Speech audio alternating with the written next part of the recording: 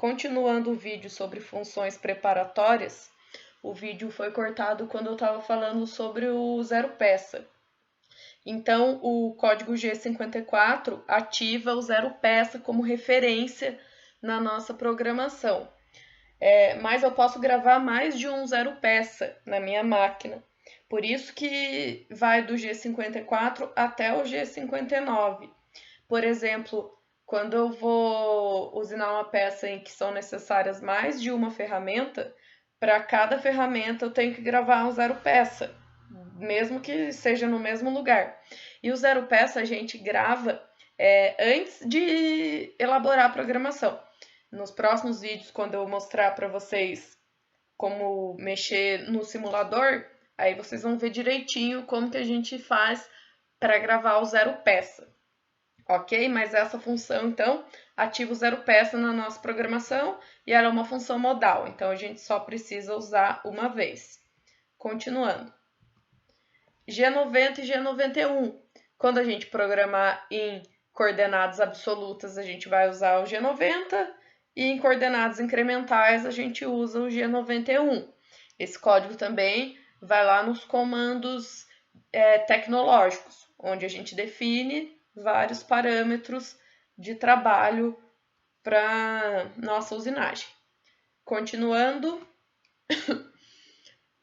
G92 ele define um valor limite de rotação do eixo árvore. Então, lembrando que o eixo árvore é o eixo de rotação da nossa peça, com esse código a gente consegue limitar um valor, sempre seguido pela letra S com o número de RPMs em que a gente quer limitar esse valor, certo?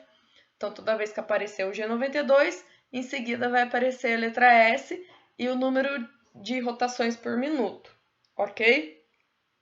G94 determina que o avanço vai ser dado em milímetros por minuto e G95 determina o avanço em milímetros por revolução. Todos esses são parâmetros de usinagem que nas atividades que eu vou passar para vocês eu sempre informo, e então é só vocês seguirem os parâmetros exigidos nas atividades para vocês saberem qual código certo para usar na programação, certo? Continuando então, G96 é quando a gente programa o eixo árvore com o valor da velocidade de corte. Então, lembrando que a velocidade de corte ela é por minuto. Então, quando a gente programa a rotação em metros por minuto, a gente usa o G96. Quando a gente programa direto com o valor de RPM, nós usamos o G97. As duas funções são modais e uma cancela a outra. Então, ou eu vou informar o meu valor em velocidade de corte ou vou informar o meu valor em RPM, certo? Essas são as principais funções preparatórias que eu tinha para mostrar para vocês.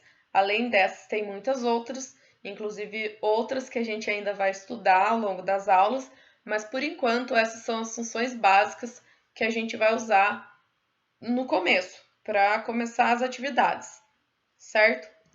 Agora, vamos para as funções auxiliares, que são os códigos M.